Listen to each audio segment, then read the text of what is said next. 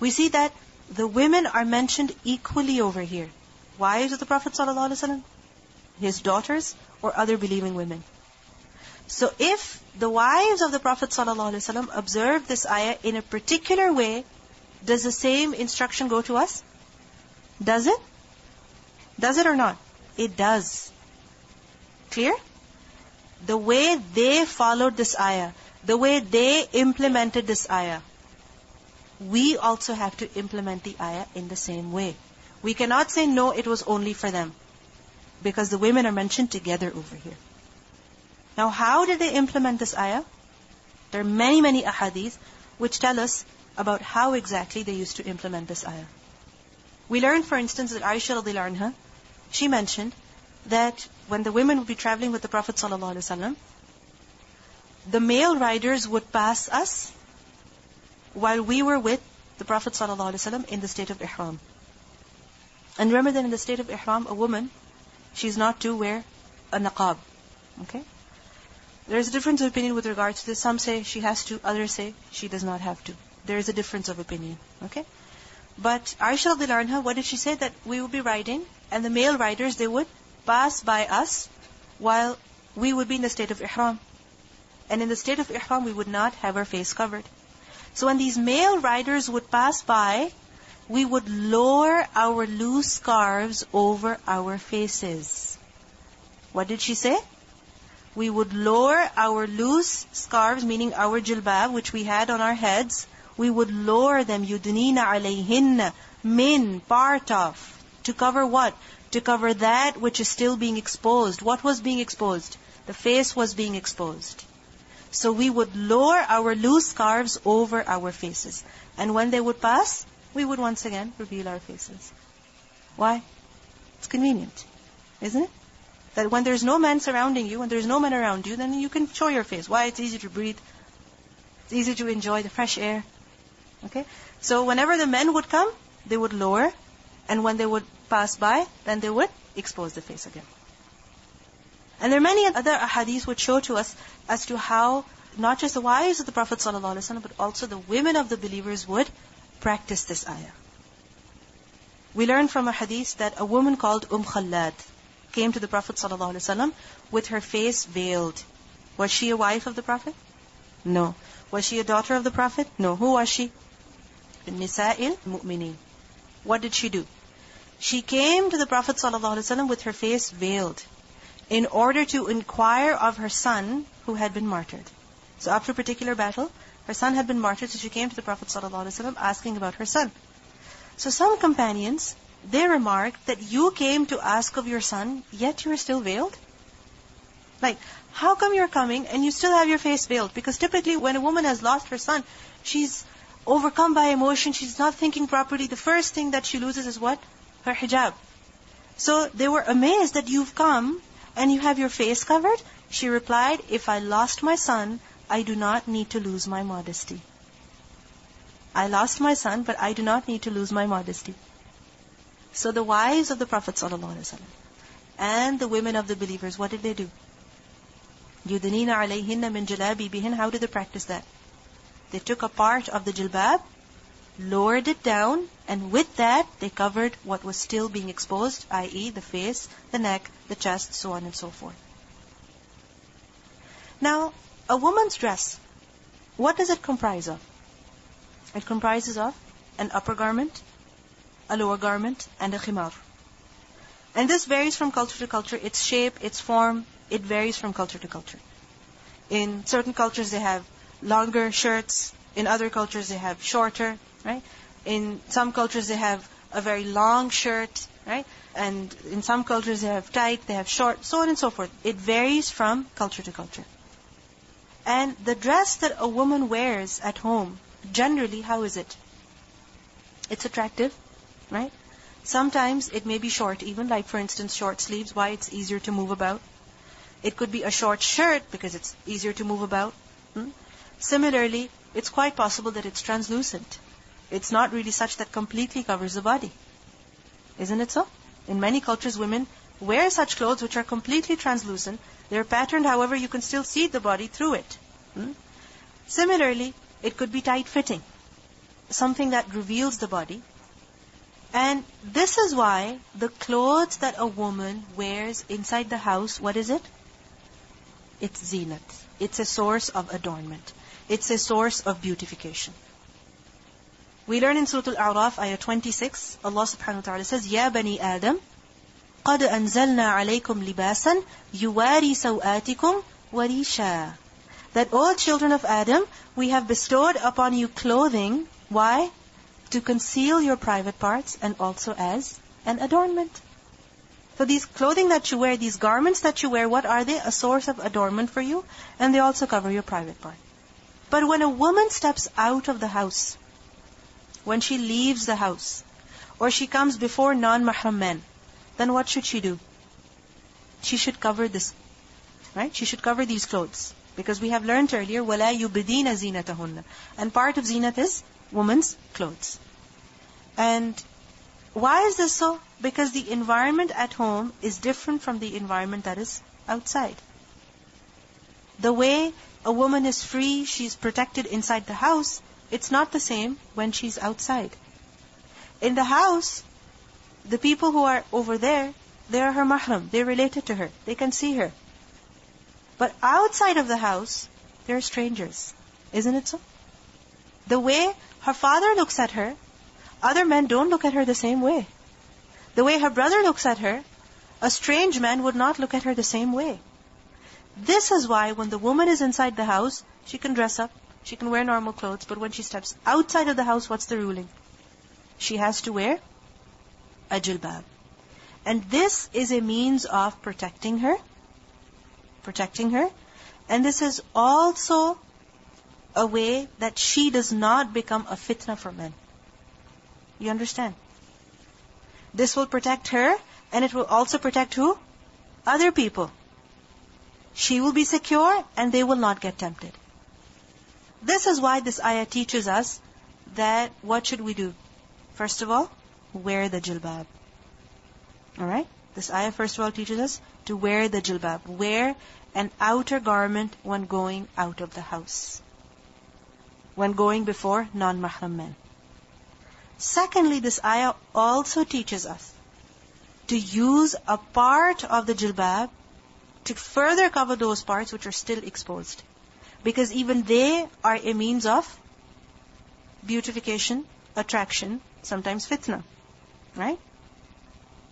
So this is why this ayah tells us first of all to wear the jilbab, and secondly to use a part of the jilbab to cover the parts which are still exposed. Some say that this ayah means that the women should only wear jilbab. This is not what this ayah means. Because jalabi bihinna is mentioned, that's understood. What is this ayah telling you? Use a jilbab to further cover. And as I mentioned to you, what is a jilbab? الرداء فوق الخمار. A shawl that is over the headscarf. And you may have seen that in certain cultures, what do women do? They wear something small to cover the head, like a small shayla, like a small scarf. And on top of that, they will put the jilbab.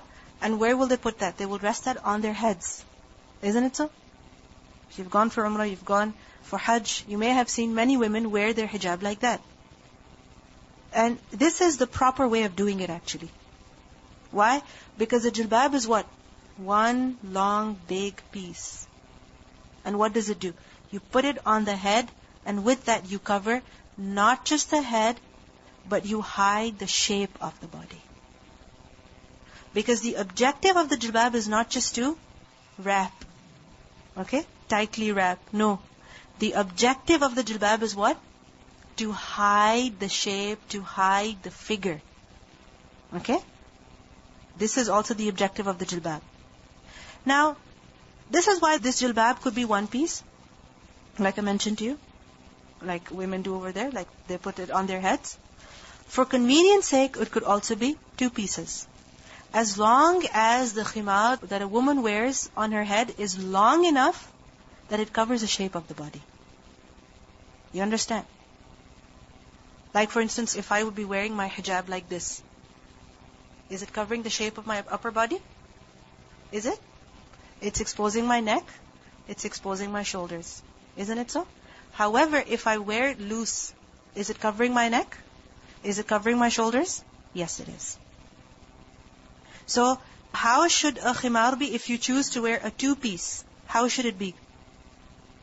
Something that is big and remember, covers the shape. Okay?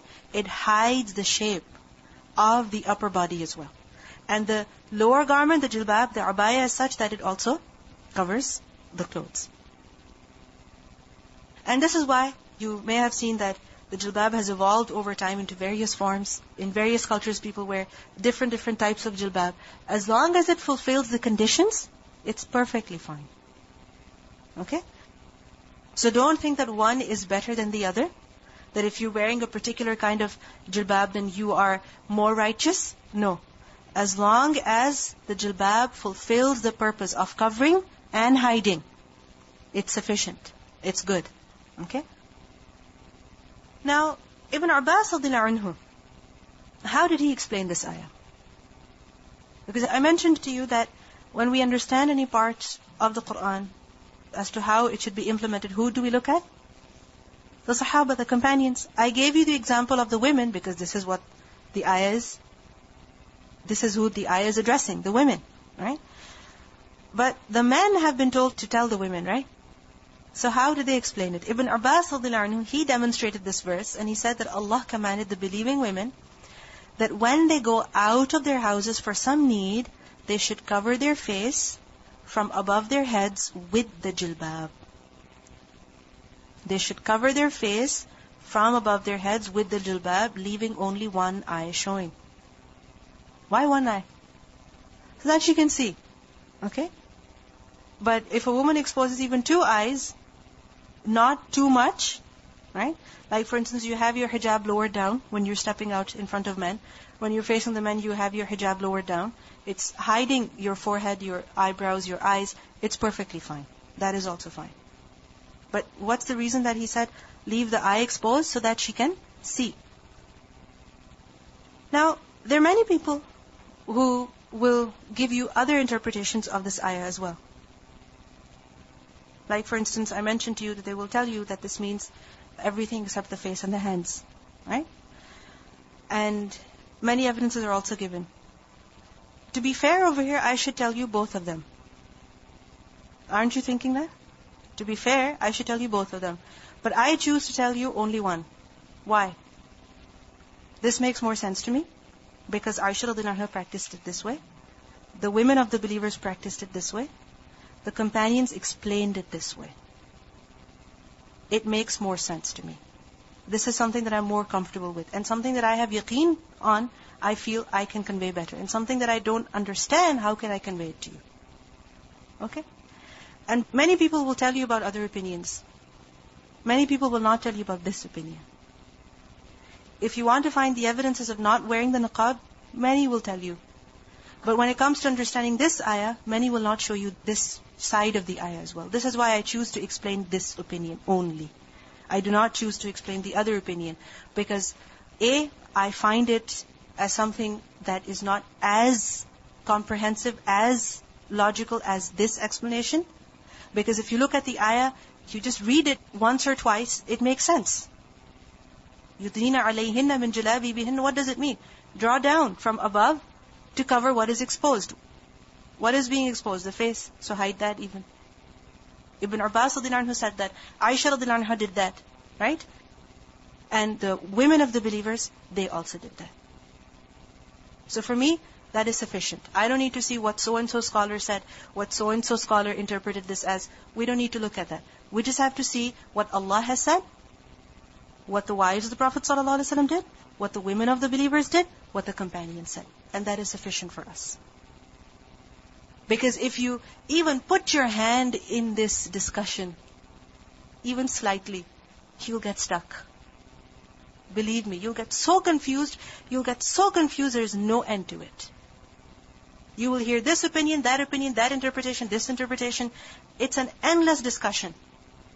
Therefore, if you confine yourself to just the ayah, the understanding of the companions, it will keep your head clear of any confusion. It will give you sharh sadr, confidence as well. And it will clarify your mind. It will clarify your understanding as well. There are other ahadith as well, which show to us as to how this ayah was understood. We learned that a woman, she once said that we would enter upon the mothers of the believers on the day of Tarwiyah. During the Hajj, they would be with the wives of the Prophet ﷺ. So I asked her, meaning Aisha radiallahu anha, O mother of the believers, there is a woman here who refuses to cover her face in ihram. She's in her ihram, the men are passing by, but she still doesn't cover her face. So Aisha radiallahu anha raised her cloth from her chest and veiled her face. She didn't take a separate piece. What did she do? She took a part of her hijab and she covered her face with it. You understand? Now again, what does it show? What was their understanding? What was their understanding? To cover the face. To cover that part of the body which is still being exposed. That you hide that as well. You don't display that anymore. Because if you think about it, from the entire body, what is most attractive? The face. And if that is left uncovered, and a woman has that face adorned with even the slightest of makeup even, which is only normal for a woman to do, isn't that going to be displaying zina? Of course it will be. Isn't that going to be a source of inviting trouble or causing fitna? Of course it would be. And one more thing, remember, I have seen with experience, and I have seen many sisters as well, those who wear the niqab, their hijab stays proper. What does it mean by that? What does it mean by that? They will continue with it wherever they are. They will wear it properly. They will have the jilbab on. But a woman who does not wear the niqab, can she sometimes go outside the house without the jilbab? Easily. Isn't it so? A woman who does not wear the niqab, can she wear a very attractive hijab? Easily. But a woman who is wearing the niqab, her hijab will remain proper. And a woman who does not wear it, it's very easy for it to go down. Very, very easy. Now what do we learn from this ayah? First of all, we learn from this ayah about the importance of the command that is being given. Which command is being given? Which command is being given? Observing the complete hijab. And it shows us the importance of this command because the Prophet ﷺ is especially commanded to inform the people. He's especially commanded to tell the women about this. Secondly, we learn from this ayah that the Prophet ﷺ is told to begin with who? His own family. And from his own family even who? His wives. So it befits a man to be possessive, to be protective about his wife more than any other women. Which means that if your husband tells you to wear a particular kind of hijab that covers you better, or to not wear a particular kind of hijab because he thinks it's too attractive, then should you listen to him? Should you?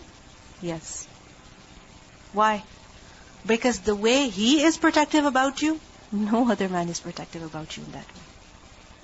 You understand? So, anytime you're confused, is this too zinati? Huh? Is it too attractive? Is it short? Should I wear this? Should I not wear it? Ask your husband. That's if he believes in wearing proper hijab. Thirdly, we learn from this ayah that a person, he will be held accountable for those who are under him. The Prophet ﷺ is being told to tell the believing women, and before them, tell his wives and daughters as well. His wives and daughters were those who were specifically under him. And the women of the believers, generally under him. This is why he was told to not just command his wives and daughters, but also who? The women of the believers. We also learn from this ayah that Iman requires from a person to observe the hukum that is given in this ayah. Because who has been mentioned? Nisa'il mu'mineen, the women of the believers. We also learn from this ayah that a man will be questioned about his wife, about his daughter, about all those women who are under him. All those women that he is responsible for. Because sometimes men only impose the observance of proper hijab on their wives. But they will not tell their sisters. They will not tell their mothers. Yes, obviously the wife will listen to them, the sister will not listen to them. But it doesn't mean they don't tell their sisters. You understand? It's the obligation of who to tell the women. If you see, the women are not being told directly, when you go outside, do this. Who is being told? The Prophet ﷺ is being told, you tell the women. And you tell, not the women directly, but the women of the believers. That the believing men should go and make their women do this. Do you get it? Okay, if the sister is married, is she under him? She's not under him. However, he is still responsible to tell her. He is still responsible to advise her, to remind her, to teach her, to inform her, because it's quite possible she doesn't know. It's quite possible she knows, but she has forgotten. Isn't it so? Think about it. We learned about the ahkam of hijab earlier as well in Surah An-Nur. Isn't it so? But many times it happens that we forget. Isn't it?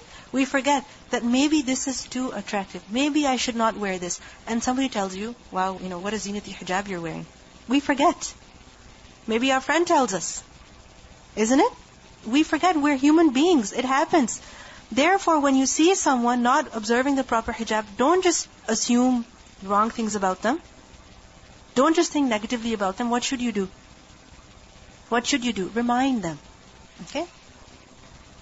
The more common practice that you will find is women not observing this. And women being told it's okay to not observe it. Okay? Why is that so? For different reasons. For different reasons. Personal preferences sometimes. Sometimes the fear of opposition. Sometimes it's also that. And sometimes it's basing their opinion on one statement of a scholar, for instance, or one companion, for instance, and overlooking what the other companions have said. Okay? Or overlooking what other scholars have said. To be fair, we should look at all of the evidences. Alright? And considering all of the evidences, whose statements should you give preference to? Those who have more knowledge. Those who were closer to the Prophet ﷺ. Isn't it so? So out of all the women, who was closest to the Prophet ﷺ? Aisha anha, right? His wives. Then the women, they were close to them because they would come and learn from the wives of the Prophet ﷺ. Women matters, right? Who knows about them? Women only. So they would teach women. Now, many opinions are there. Many statements are there. Many interpretations are there. But which one should you prefer? Of the one who is closer to the Prophet ﷺ. Ibn Abbas, who was he? Cousin of the Prophet ﷺ. He had learned so much. He was a scholar, right? And so many times, so many things about the Quran and Sunnah. Who do we learn that from? From Ibn Abbas, right? He was close to the Prophet ﷺ. He would visit his house. He learned many things from him. He was also very young at that time. So, there are many things that we learn from him. Okay? So, many opinions are there, but whose should you prefer? Those who were closest to the Prophet ﷺ. Also, we learn from this ayah that the habit of the Muslim women at the time of the Prophet ﷺ was to wear a jilbab. Therefore, no question, no difference of opinion when it comes to jilbab. Okay? No question, no difference of opinion with regards to that. Also, we see that the jilbab, what should it cover? عَلَيْهِنَّ. What should it cover? The entire body. It should cover the entire body. Especially those parts of the body which are attractive, which are beautiful, which are adorned. We also learn from this ayah about the mercy of Allah. How? His mercy, that He tells His servants about the reason behind the command that He has given. ذَلِكَ أَدْنَى أَن يُعْرَفْنَا فَلَا يُؤْذَيْنَ. That He's telling us why He's telling us to do this. That this is much better. If you do it, you will not be harassed. You will be recognized as a noble Muslim woman. And you know what it is? When you have the niqab on, automatically there is a screen between you and other people. In the sense that there is a barrier between you and them. They will not approach you the way they approach other people. They will not talk to you the way they talk to other people. I experienced this myself when I was in school, not here, in Pakistan. And when I started wearing the niqab, after I did the course, I went back to school to complete my high school. I went back, I had the niqab on. And I noticed that there were other girls who would wear their hijab. But the way guys would talk to them, they would never talk to me. Never. The way even the teachers would talk to girls who wore their hijab, they would never talk to me in that way. Never. There were girls who even wore the jilbab. But because of the niqab, there was a barrier that you can only talk to me professionally. You can only talk to me about that which is necessary. You cannot chill with me. You cannot hang out with me. You cannot come and sit next to me. You cannot do that. You cannot just, give me a high five, give me a pat on my shoulder. No, you cannot do that. If I'm not showing you my face, that means you cannot touch me. Do you get it? And when you have your face exposed, then what happens? People find it very, very easy to approach you. They look at you, you give them a smile, you give them a welcoming look. Yes, they come sit next to you. And it's so difficult to protect yourself over here. Believe me, I experienced this myself. Before the niqab, it was so difficult, so challenging for me to protect myself. Because going to school where there are boys as well, how do you protect yourself? You're sitting in the same classroom. You're sitting in one place, somebody comes and sits next to you. But after you have the niqab on, then people become serious with you. They will not fool around with you. They will keep a distance from you. So it's a natural protection that Allah is giving you. ذَلِكَ أَدْنَى أَن يُعْرَفْنَ فَلَا يُؤْذَيْنَ. Then they're not going to be harassed. Then they'll be naturally protected. So this is the mercy of Allah that He's telling us the reason as to why He's giving us this command. Also we learn from this ayah about the special mercy of Allah towards women. That how He cares for them. How He protects them. That He wishes to protect them from adha. This is why He's told them, you cover yourself. You see, one is that you say, no, people should fix themselves. Can you go and fix everybody? Can you? You cannot. So what's the solution? Just cover yourself. Protect yourself. And when you protect yourself, you'll be safe. You understand? Like for example, you go outside, there's so many possibilities of getting sick, of catching some virus. What's the solution? You go blame people? No. You go and get your vaccinations. Isn't it? You protect yourself from before. You protect yourself, that's how you'll be safe. Also we learn from this ayah that in hijab, in observance of proper hijab, there is warding off harm. That when a person observes the proper hijab, then they're warding off evil. Also we learn from this ayah that in hijab is a woman's honor, a woman's dignity. Where do we learn that from? ذَلِكَ أَدْنَى أَن يُعْرَفْنَا. They're recognized as who? As noble women. That you can't fool around with them, you can't mess with them, you can't harass them. Because they're respectable women.